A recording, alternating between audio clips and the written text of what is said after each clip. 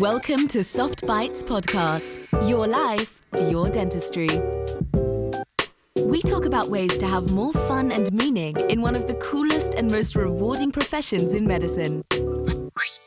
Conversations on how to bring awareness, create a healthy workplace, and provide emotional insights to make dentistry a fulfilling activity while making space for one's wonder, creativity, and freedom. Here are your hosts, Manuela and George Andre.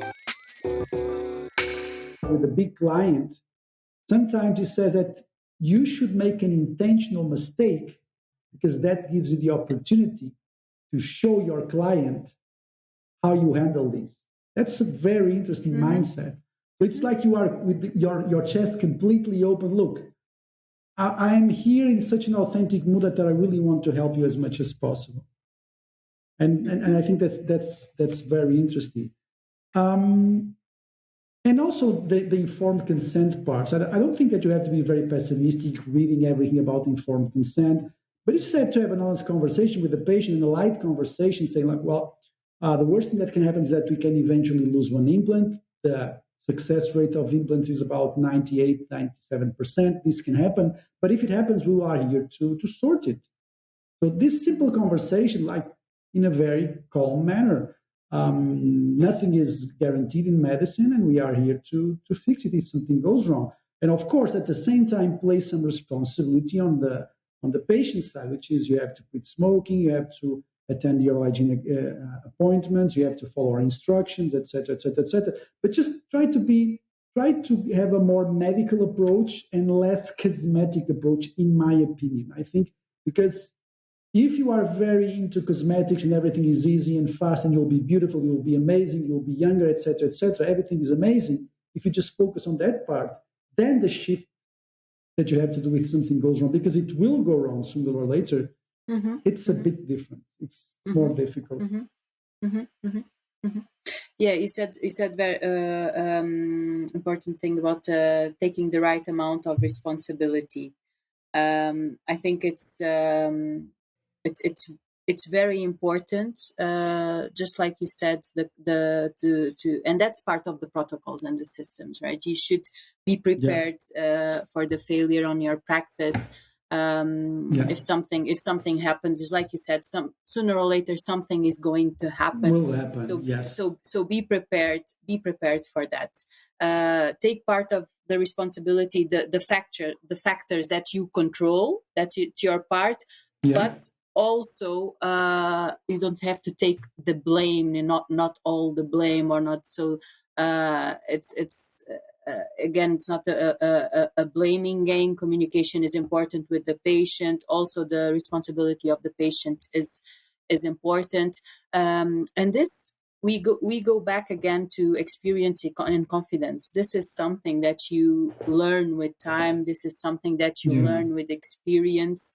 And I'm sure that for you, the protocols that you have on your practice, on your clinic, and the system that you have in place, you build it based on your experience, right? So errors as well. Yeah, that's it. So you build it based on your failing experiences also. So I think it's a very good advice. And it's part of the process of using failure as a way to improve. It's to learn from that. So okay, what do I have to do so that the next experience is not so painful? Yes. And just before I think you're probably gonna change for the next part, but just before we go there, I have now my staff is now more stable, and all the assistants that were pregnant and they came out and they came in, they are more stable now. And one of the biggest goal in my practice and in any business is to work relentlessly on your system to have them as perfect as possible. So one of the nurses that I have now is going to work on the systems, keep working on the systems, keep writing down the protocol. One of the goals that we have for the short term is to have all the needed equipment in every single dental office so that they don't lose time to go to other office, which means some additional investment, but we want to make sure, my goal is that the system is as smooth as possible. So the goal of my practice is not to have more patients. Of course, that's a secondary, but the goal is to work relentlessly on the systems to see what went wrong and what can be done better, and to write it down so that we can improve the smoothness of the whole process. Systems are just not a tool; they are the most important thing in the practice. So the first goal is to work on the system, not work on the system, because everything else comes from that. I just thought it was interesting to mention you that. But because that's basically using failure as a learning opportunity, right? So that you are, that's what you are doing. When something goes wrong, when something fails, and asking them, especially when you have, for example, when half of your staff is new, it's a wonderful opportunity. So you came here recently, so what's dysfunctional here in this place? Because sometimes we lose the sight of that because you are so into that. What's dysfunctional? So, well, I think we should have this, and that. And sometimes things that are obvious, but you don't see because you've been working with the same people for like 5, 10, or 15 years. And they just said, well, we have to buy more of this stuff. We don't want to be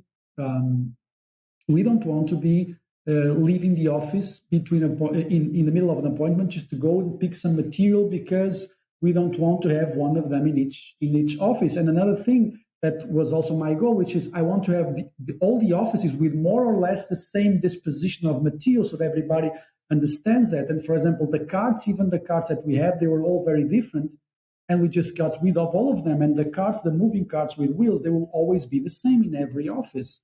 So that's just the system. You see, I'm not that much worried on the Instagram post.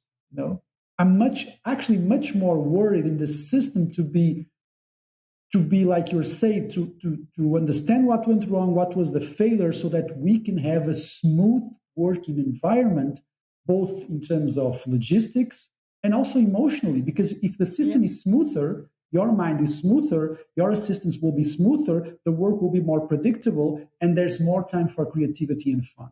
That's my goal, not that much the marketing. I think if you build a foundation based on systems and asking feedback from what went wrong, what is wrong in the practice, especially when someone new comes in, I think that's really important. And of course, all based on failures.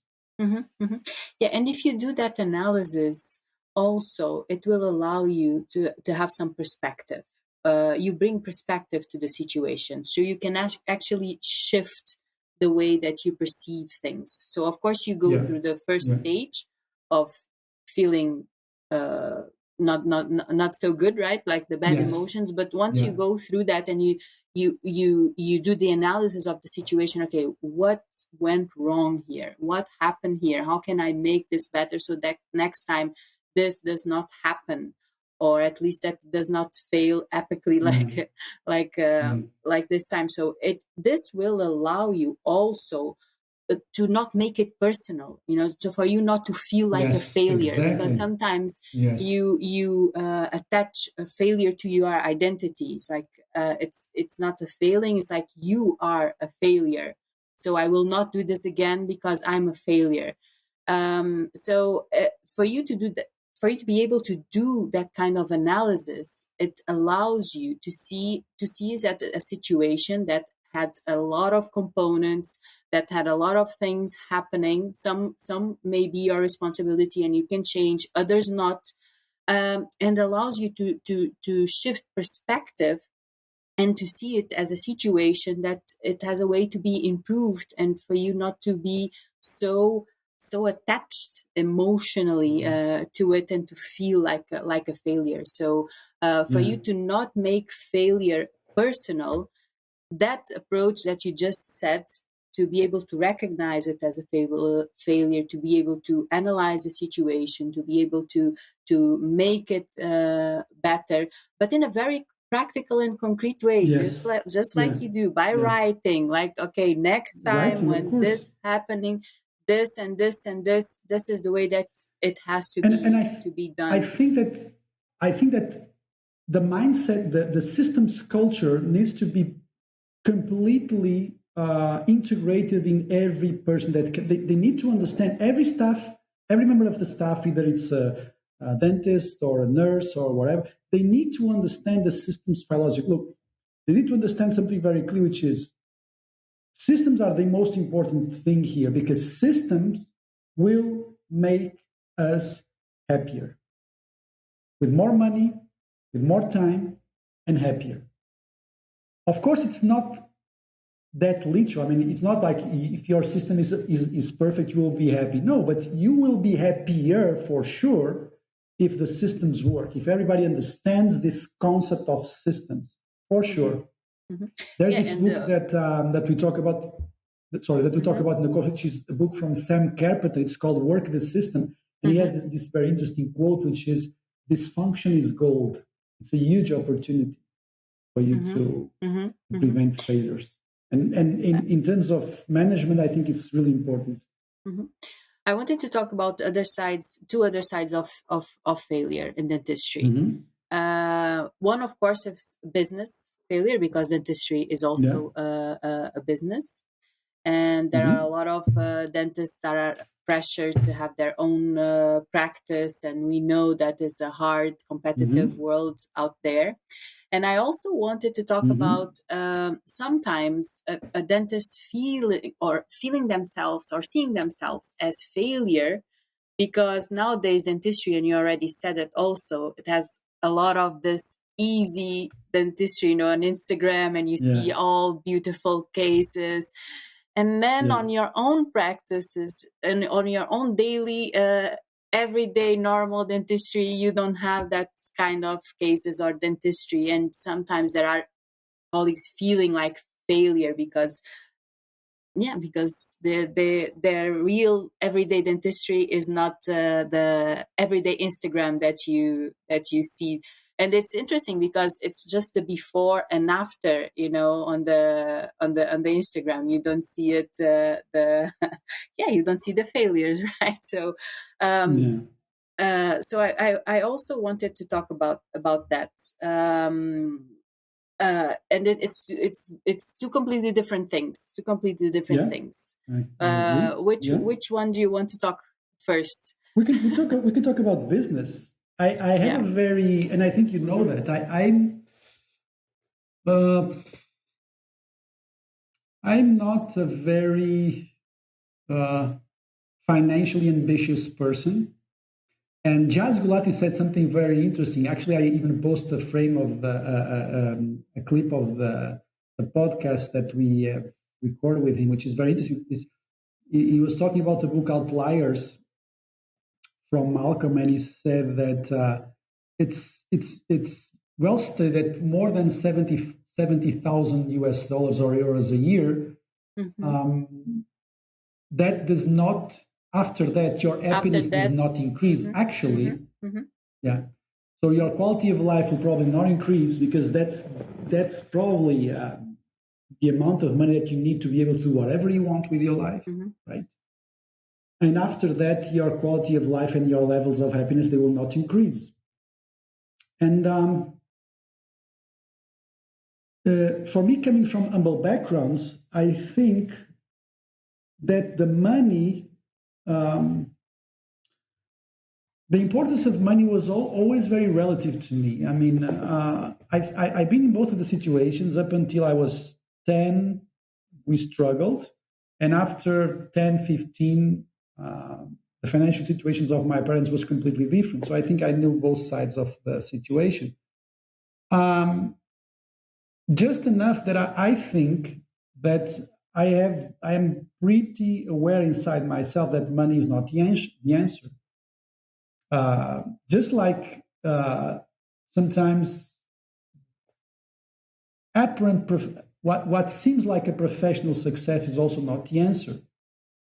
But for me, financially, I do want to make sure that I have a comfortable living and that I have a good retirement, and especially that I can take, like for this year, I was even talking, and I talk about this many times, I'm going to have about 3 months vacation this year, except trips for conferences. And this is something that really made me happy this year. I was so proud of myself to be able to bring this into my life. I was really, really proud of that, because I write that down. All my goals are written down for a few years, and I read them weekly. And I was really, really emotional about myself when I realized that this year I'm going to have 3 months of vacation. And it's for me, this is a huge success. Is it a business success? I don't know. Maybe it is. But the only reason that and I don't know what's going to happen tomorrow. Maybe I'll go get bankrupt next year. I don't know the crisis that it's coming. Whatever it is, this only happened because I made intentional choices in my businesses, in my practice, in my courses, and make me clear I did intentional. I worked hard for this to happen. And I was very clear that for me, one of the biggest goals here is to make this amount of money per month to be able to travel this amount of months per year. For example, I write down, I want to have 3 months, and in the future, I want to have 6 months, which is kind of utopic. I mean, it's very difficult to have 6 months of vacation. But again, also my vacations, they can be a little bit hybrid. But for me, this is success for me. And I think, and I was even listening to a video of Michael Appa. He says that Michael Appa, the guy that works in Appa Aesthetics, and he was saying like he works really, really hard. He said that, for example, I was supposed to have a vacation the next week, but I had COVID, so I didn't went on vacation because I had to book patients that need to be canceled. So I just work. He says he works his ass off, and he was saying, who the fuck cares? Who is the person that can tell me that this is right or this is wrong? I mean, there's no right or wrong in business. It's just if you feel like you want to work hard, you work hard. If there's something that you feel that is the boost for your life, you just have to do that. It's like when people say, oh, you go on vacation, but you bring your computer and you see emails. I mean, this is the way that I am. I mean, I can see emails on 2 hours in the morning or 1 hour and then go surf the rest of the day or book a car and just travel around Nicaragua like I'm going to do in the next couple of weeks.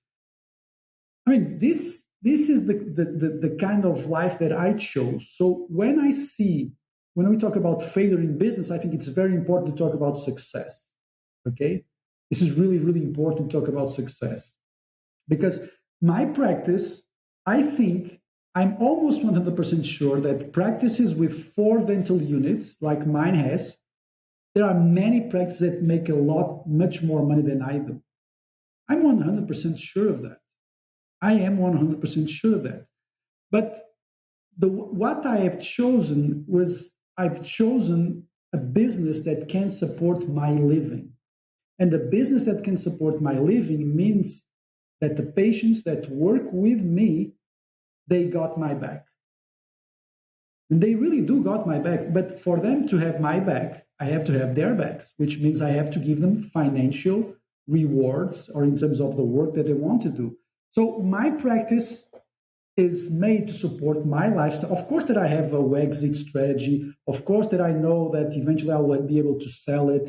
Of course that I know that I have a lot of the proportion of assistants with the proportion of assistants and dental units. It's quite high because I want to have comfort. But this is because I don't want to suck the money out of my practice. I want my practice to be sustainable. I want my practice to work without me. So sometimes could I sell more treatment? Yes, I could, but I want them to do the initial examinations. So for me, this is success, right?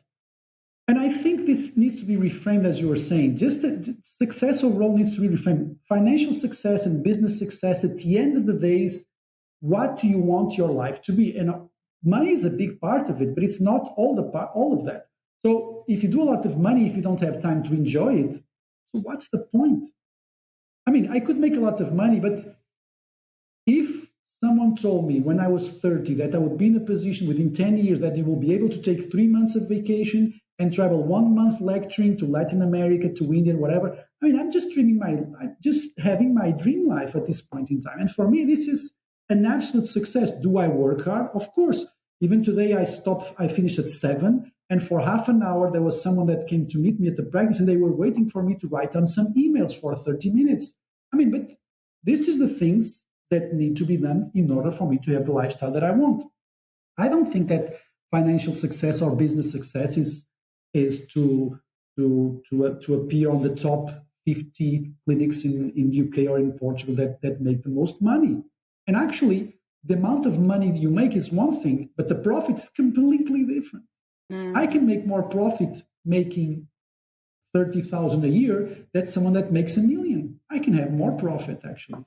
So I think that things really need to be taken into perspective. What is exactly that you want at this point in time, and what is exactly that you want in the future? And there needs to be some sustainable growth, because you don't want to have some amazing year now, sell a lot of stuff, and then over the next years, you have to deal with a lot of failures. So I think that success needs to be reinvented. And I never, and this is just to finish this part, I was once talking to a guy. I was about to work in London, and I went to meet him, and he said something very interesting, but which I never forget. He says, basically the question was, should you open a bank account in Portugal or in the UK? He says, well, don't open a bank account in the UK, just bring the money, use it in Portugal, because they suck everything in taxes, because otherwise you'll never be able to get the Porsche. And I was like, I didn't get that. And then I realized, well, there's just all this preconceived, stupid, pathetic ideas that you need to have a BMW. Every dentist needs to have a BMW. And here I'm being a little bit nasty, but it's true. You need to have a Mercedes, or you need to have a Porsche, or you need to go on vacations for Ibiza, or you need to go on vacations for the Maldives, because all the other colleagues, they do that. I think that's the worst thing that can happen to a person, is if you are trapped in an image of what you should be. I really think that's the big face of failure, is once you realize you're just having the life, that you are living one life, which is because everybody else is living. And it is fine if that makes you happy, which is, there's nothing against that. But if you look at yourself and if you realize that, well, this is not what I want. What I really want is some connection with people. What I really want is to help some people. What I really want is to have free time. It's not, I don't want money in a big house. I want to have free time. So you really have to reframe to yourself what exactly is success to you. And sometimes when you are 20 and you start writing down what is success for you, it can change. It can change, of course. But I think you have to define success for yourself, always taking into account what will happen in 10 years, 20 years, 60 years. Do you want to have kids? Do you want to have a stable relationship? Do you want to have how much time of vacation per year? For example, one of the things that I was talking to a friend of mine, and he says, well, do you always want to be a dentist? He says, no, I wanted to be an architect or a doctor. And I said, architect, because I love art and I love everything that's creative, but I also wanted to make some money. And I wanted medicine because I was very good at science. Then I applied to medicine. I didn't get in. I went for dentistry, but at that time, on the third year, if you go to dentistry in Porto, the ranking was almost the same, because at the third year you could change, right? And when I was about to change, and when they accepted the change, I was thinking, no, I'm not going to study for 15 years. I want to have my independence. Imagine if I was a doctor now. Of course, I would find ways to be happy, but if I was a doctor, I would probably be having 1 month of vacation whenever the hospital wanted. So can you see how something that it looks like your dream life didn't happen because of something that was much greater for you, that would make you much happier. And you could still be able to work on the medical profession. You could still be able to teach, which is something that I love to do, and I could not ever stop doing that. So sometimes the things that go wrong with you are the things that actually can take you to the right path. There was no other way I could have a profession that would allow me to take 3 months of vacation and work sometimes remotely. That would have never been possible if I had gone into medicine. So just to wrap it up, yes, I think success in business needs to be reframed. You have to think, what is exactly that you want? And I do see there's a shift I thought that having money and having a house and having a family and having the cars was what happened in our parents' generation. Now we are going through a situation which is how exciting does your life look like on social media? We are going there. So it's not about the house that you have. It's how exciting is your life on social media? That's also one of the parameters that's going on now. And we use social media all the time, and we all have our ego, and which is fine. But I think that and I don't think that we are completely honest with ourselves, and I don't think that we are completely always completely what we want. We are a mix of what we want and what other people around us like. So there's this chimera that happens inside of us. But I think it's very important that we, like you were saying, that we are aware of ourselves. What makes me happy? And for me, traveling makes me happy. For me, traveling really makes me happy. I'm not saying traveling to get to know places, but for me, traveling is a way of knowing myself. How do I behave in such a place when I'm as closer to my more natural, more animal being as I can be? Who am I the most transparent way? This is why I like to travel to not that much to cosmopolitan cities, but more to remote places. And I like to write, I like to teach, and I like to connect with people. And connection for me is really important. And it's something that I'm still only trying to learn over the last decade, because I was always about the goal and then always about the journey. And now it's a lot about the company. And there was really a mind shift in me that happened. Is that a business success for me is to have a very happy staff with me. That really makes me happy. If they are happy, I even have goosebumps when I talk about it, because this is something that really changed over the last years.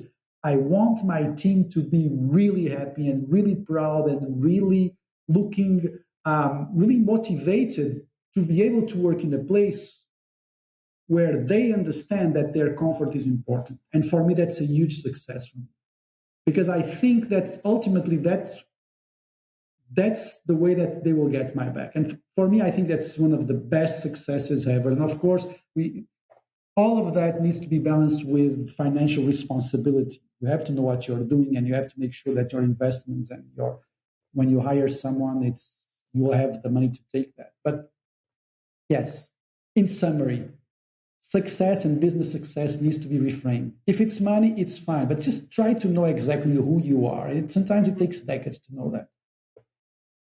I loved what you said, because I think it's completely out of the box, and I think that's why I love these conversations with you. And first, let me say, I don't know if it's out of the box. Yes, it is. I'm going to explain you why. Because when we talk about business failures, usually when you talk about this kind of things, or if you ask this question, how do you deal with business failure in dentistry, then the conversation goes to money wise, and you gave a completely different perspective. What you said is, look, a clinic might be very successful and make a lot of money, but if you are not working for your dreams, if you don't know what makes you happy, then you can have all the money, you are going to feel like a failure, because you are not going to live your life, the life that you want. You are going to live the life that you think you should, or that someone thinks it's suited for you. So you went to a completely different approach, and it's absolutely true, because the financial part is just what you said. The financial part, you need, of course, to be financially aware and conscious, right? And I think it's very important in dentistry, because we know it's very to maintain a dental clinic, it's very expensive, and you should be very aware of the expenses of your clinic. You should be very aware of the price of every procedures. You should do all. In our course, you give all of that. You give tell me the it's part The of your systems, the protocols, the systems, the protocols for keeping track on of the expenses on your of the money of your expenses of the clinic. You need to be very aware of that, or you can even hire someone to analyze the financial situation of your practice. Christina, on our last episodes, she did that when she came to our course. She said that she already have done that, and that was very useful for her practice also. So, but it's not about the money, it's about how you feel, it's about being aware of what you want to achieve, it's being aware of how you want to live your profession, of how you want your profession also to serve you, to be able to also have time to do all the other things that you love. And if you what you want to do is to work hard, because like you said, if it what makes sense to you at that time, so that's what you have to do. But it's also very important for what you said, and I think that our generation is still very affected by that. I think younger generation, they are releasing themselves of that, but our generation is still very affected by what other people think about us. So it's like about the judgment. How will other people see us, and how will other people judge us? Because I'm sure that now, I mean, and you of course have your experience, and you earn it and you gain it, like you said, through hard work. But maybe if you told 10 years ago or 12 or 15 years ago to some colleague, look, my goal is to have 3 months vacation in 10 years, they probably will call you crazy. So it's like, and if you are not confident, that judgment of others, it can really define the way that you see success and failure. So it's very important that we don't measure ourselves and what success means to us through others people's eyes. It has to be us. And what you said, it's so useful. You should write it down. You should really also feel it in yourself. What gives you joy? What makes your soul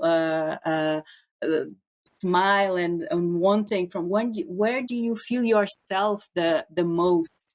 And your profession should be a way of an extension. An extension of that. Should be also a place where you feel that way. And that's one of the reasons why sometimes I have a hard time concealing, general dentistry. So a dentist that does everything. I think that sometimes it's easier for you to enjoy dentistry if you find that part of dentistry that you really enjoy.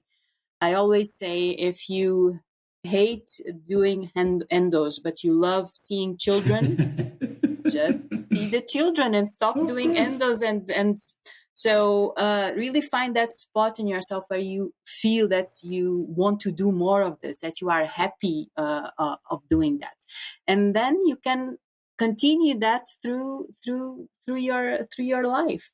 So all of this to say that I that I really enjoyed what you said, because I have a lot of, I mean, yes, I do consider myself to be living my dream life at this moment, but I did have a lot of struggles even this year with, I mean, it's not all roses, of course, it's not all roses, but it's... No one is saying that. It's like you said, it's ups and downs, it's waves, and you learn to surf them. Exactly, it's but one thing that I was that I talk, which is, how cool is it that you have, if you have a team that genuinely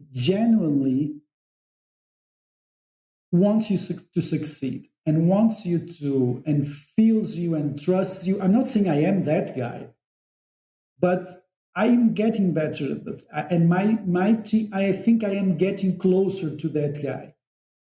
What if you have a team that trusts you, that that knows that you will be there for them, that knows that you will go all the way to help them, that knows that they can count on you, that knows that you will be reasonable, that knows that you will be fair, that trusts your judgment.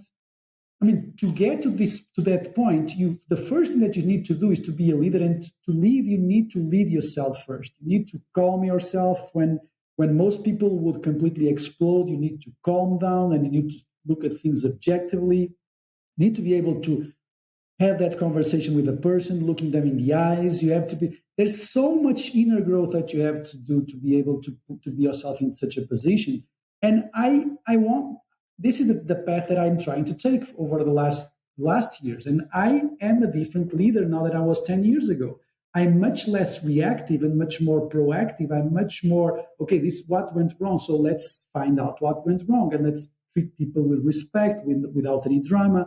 Let's not try to punish as much, or if you have to punish, it needs to be smooth and drama-free and needs to be understandable. So this is the kind of person that I want to be. I want to be someone that can be trustworthy, and I want to be not the most important person in the practice. I mean, yes, I can be leading, but I don't want to take all the credits for things. I want them to feel that they have their financial share, and that they have their reasonable schedule, and that they have a clean place to work, and that they have a drama-free environment, and that people say thank you, and then people say excuse me. I think this is success, right? I mean, if you work in a place where you are generally respected for who you are, and for your time, and for your difficulties, and for your struggles, I think this is really a success of a business, honestly. Mm-hmm.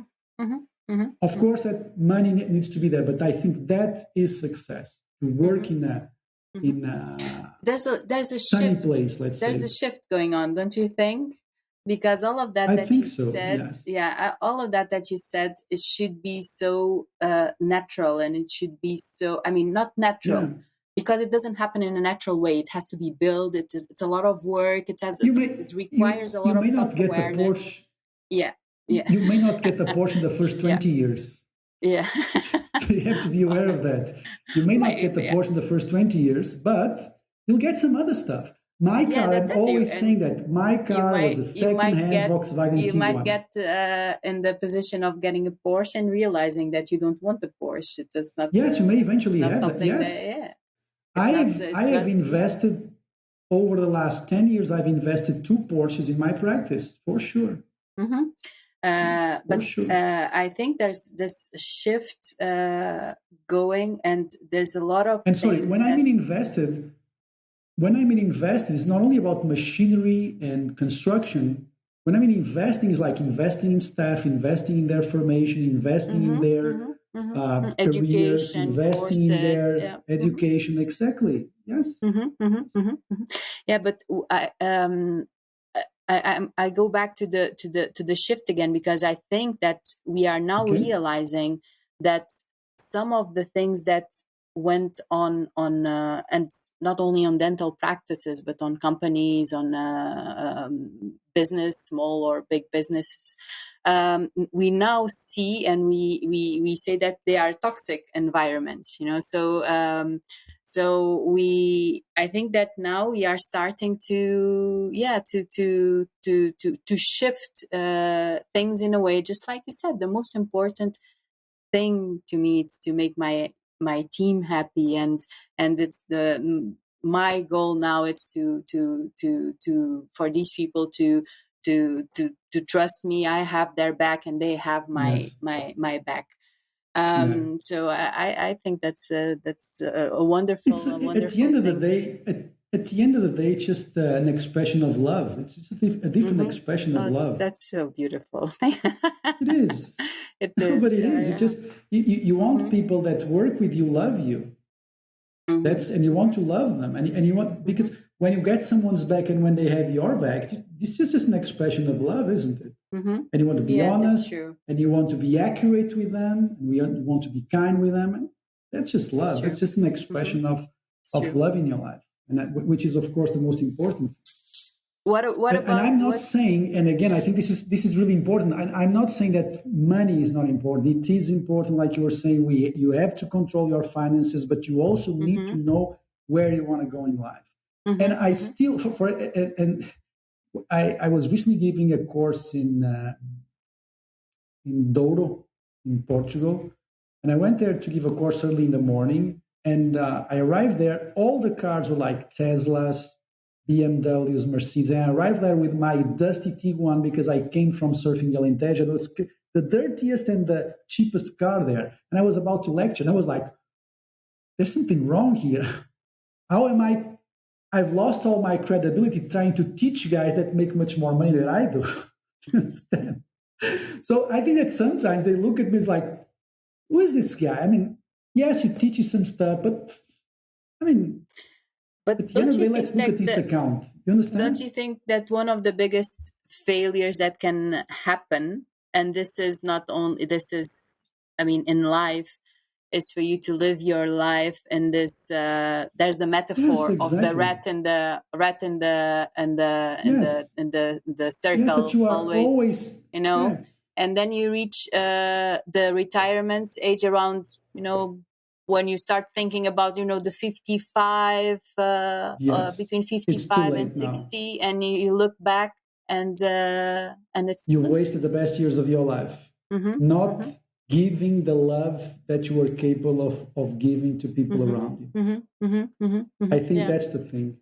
And of course, that we always have the risk of generalizing. I'm not saying that... But let's go back at what you were talking before we start recording, where we were talking about you cannot separate this from your life. No, right? So it's it's business is the most personal. Yeah. Of course, it's personal. It's the most personal thing because that exists. It's an extension of. I think that one of the sentences that I think that I most like in life is a sentence from David Hale in the book The Way of the Superior Man. And he's not talking about either a man or a woman. He's talking that the way of the superior man is about giving. It's about giving yourself to the world, no matter what it gives you back. And I think that at the end of the day, I think a rich life is a life that you were able to give as much as possible. Mm-hmm.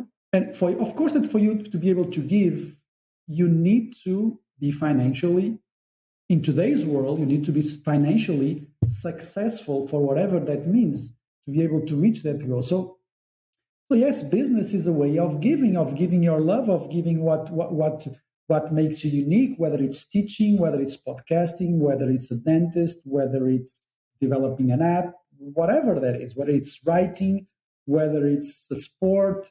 I mean, but I think you are absolutely right. You have to be aware that the most energetic years of your life, 20s, 30s, 40s, and eventually 50s, you will not get them back. And you will not be able to give as much love.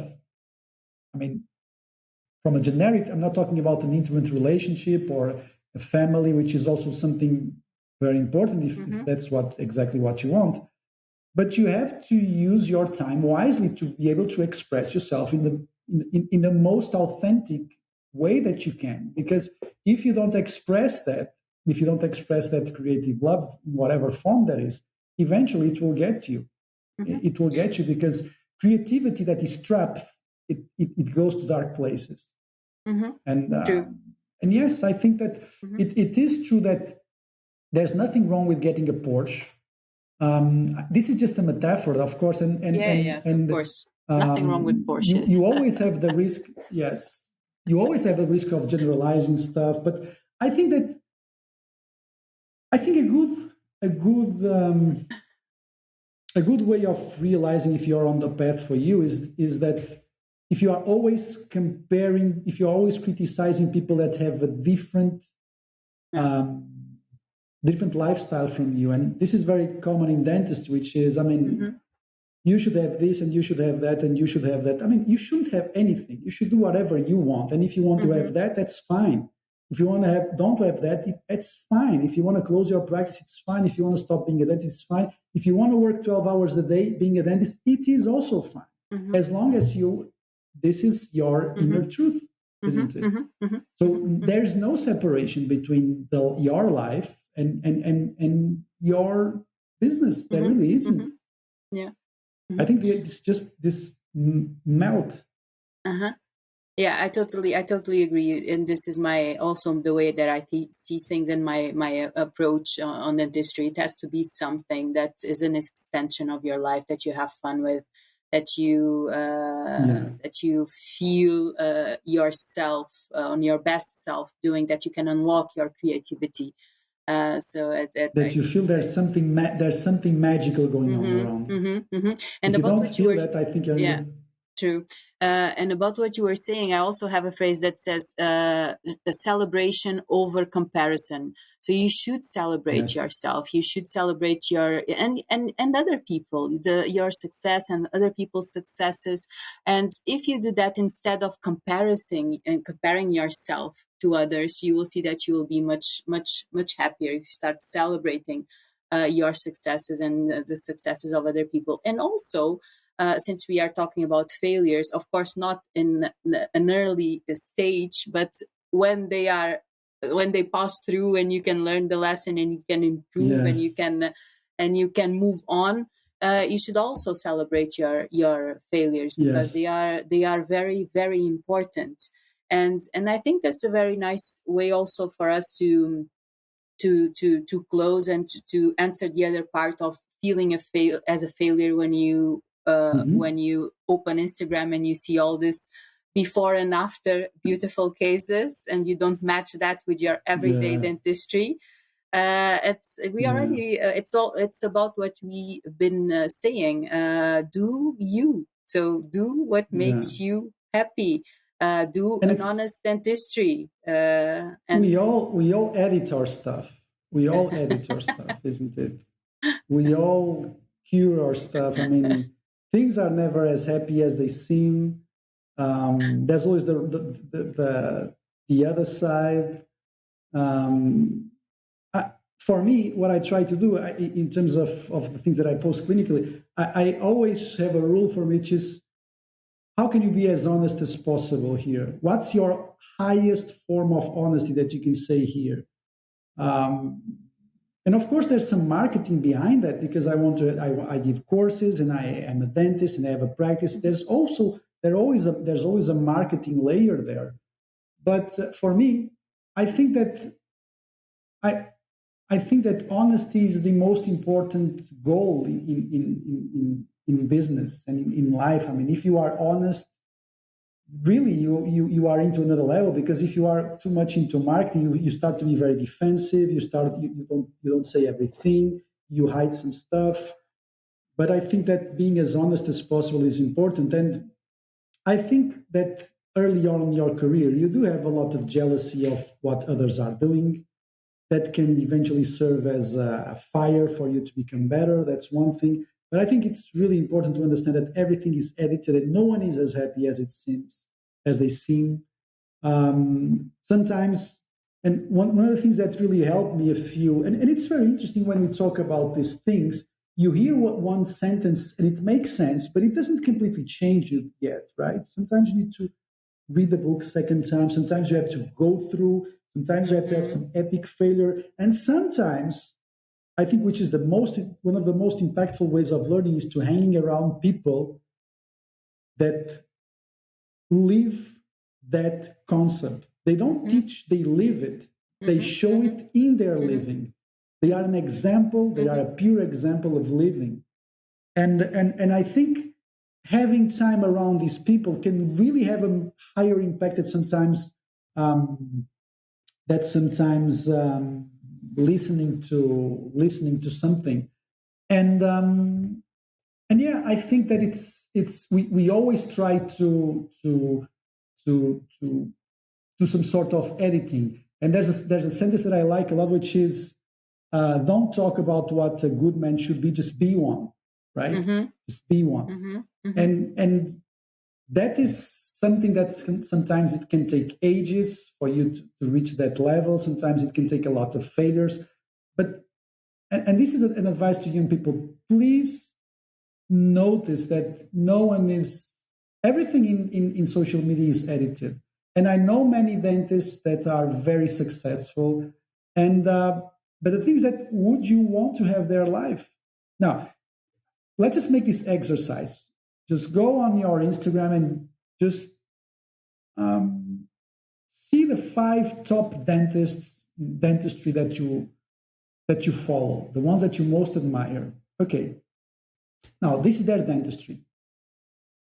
And you have your dentistry and you have your life.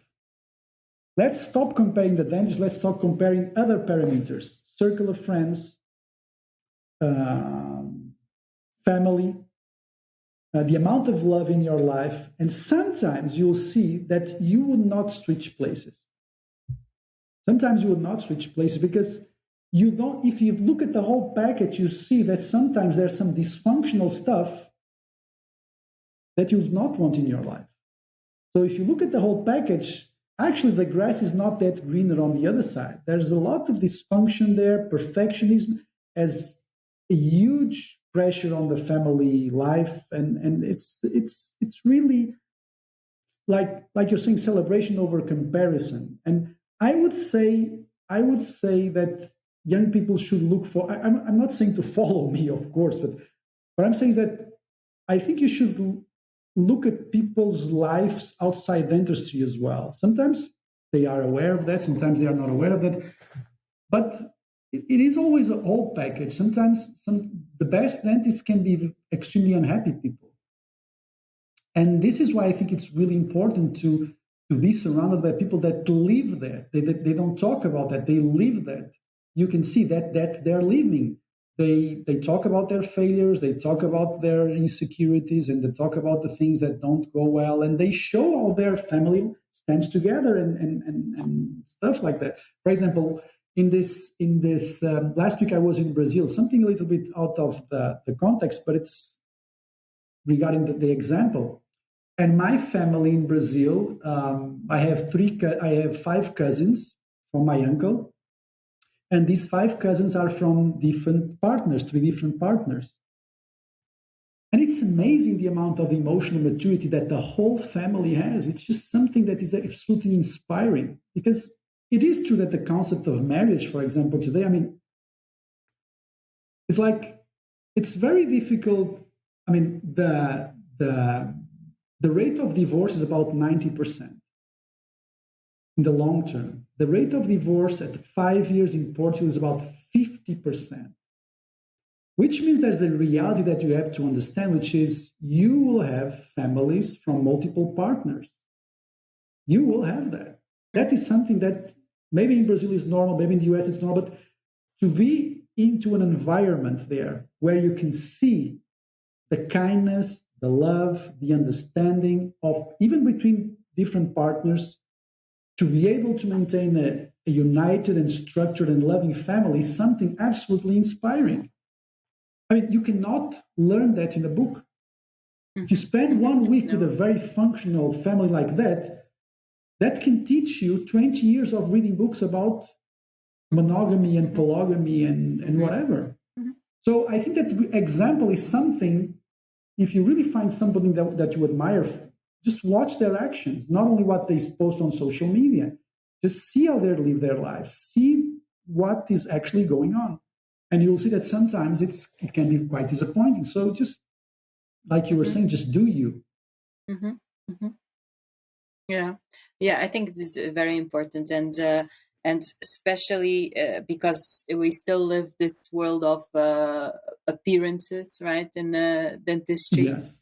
There's still a lot of on the surface, everything has to be very, very beautiful, and everything has to be very perfect and very high level. And this is why failures are so important, to be open about them, and to be open about the failures that you have in your life, whatever they come from. Yeah. Okay, I think this was a very nice conversation. I think we still have to talk about. I think that we cover pretty much everything, isn't it? Business. We talked about clinic. We talk about management. Also, we talked about business and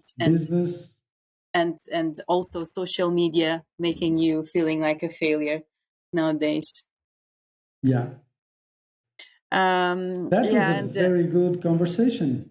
It's very good as always, and I just wanted to, because when I at a certain moment when you were talking back, I felt the need of saying something, but I didn't said it because I didn't want to interrupt you. So I'm going to say it now. I want to thank you for letting me being part of your journey. So because it's been Oh, that's so very sweet. we started this journey 1 year ago. We're going to make 1 year, Really? celebrate 1 year of podcast in November. But it was in July that we did the first webinar together. We met each other now in October. It's going to be 1 year. So I want to thank you for letting me be Really? part of your journey. It seemed like You made it seemed that my it last was year longer. much more rich because of you. So I want to thank Absolutely, you. I want to absolutely. thank you Well, for that. for me, it's exactly the same. For me, it's Yeah. exactly the same. And I So think it's that and I hope that this conversation that we have between ourselves, they can really resonate with other colleagues, and the conversation that we have with some other guests. yeah, I'm And sure. I really hope that they can resonate with them, and that they can eventually help them or motivate them in any way to live a more truthful and a more honest life, Yeah, whether in and dentistry or to live their profession in a more conscious way. I think yes, that's what we want, right? I mean, for yeah, me, that's my goal. It's to raise self-awareness in dentistry. I think it yeah, lacks to dentists, and then I think that's our goal yeah. also with our And also, conversations. if people wanna have drink some beers with us and have some cocktails, they should meet Yes, us in yeah, October, right? yeah, that's it for our Not only for for beer and our partying, course. Yeah, where our we also work a little bit. conscience leadership course. That's where we teach self-awareness in dentistry, where we teach the part of you teach the part of protocols and systems, and where we teach all of this that we talk about on this conversations in a very practical way. So if you want to know more, just go to softbites.online and you have all the information, or just send us a message or an email and we send you all the information. And it's in a beautiful place in the south of Portugal, in Sagres. It's 3 days where we have time not only to learn, but also to have these conversations and to enjoy the beautiful setting around us. So thank you for listening. Thank you, Andre, for the nice conversation and for all the beautiful things that you've said. It was a really nice conversation, and thank you everyone for listening. And if you enjoyed this conversation, and if you want to reach out or to make some comment or to send us a message, just feel Yeah, free some and reach out. suggestions for future. Yeah, yeah, Mm-hmm. we'll be more than happy to To go through answer some everyone. subjects that Yeah. eventually yeah. And so don't forget, if you have a practice, if you want to open a practice, or if you just want to understand a little bit more about the way that you relate yourself to dentistry and the way that you can eventually suffer a little bit less in the profession and try to find some room for the expression of your own being in dentistry, just you can meet us at the course, and we'll be more than happy to spend a few days with you and to try to. We don't have all the answers by no means, but I think that we can make you go through some reflections, and we can give you a lot of tools that will help you and will have a positive impact on your life and your profession. Yeah, just go to So softbites.online and know all about it. Thank you so much, Andre. Big kiss. Bye bye. bye Bye bye. See you next everyone. time. Bye.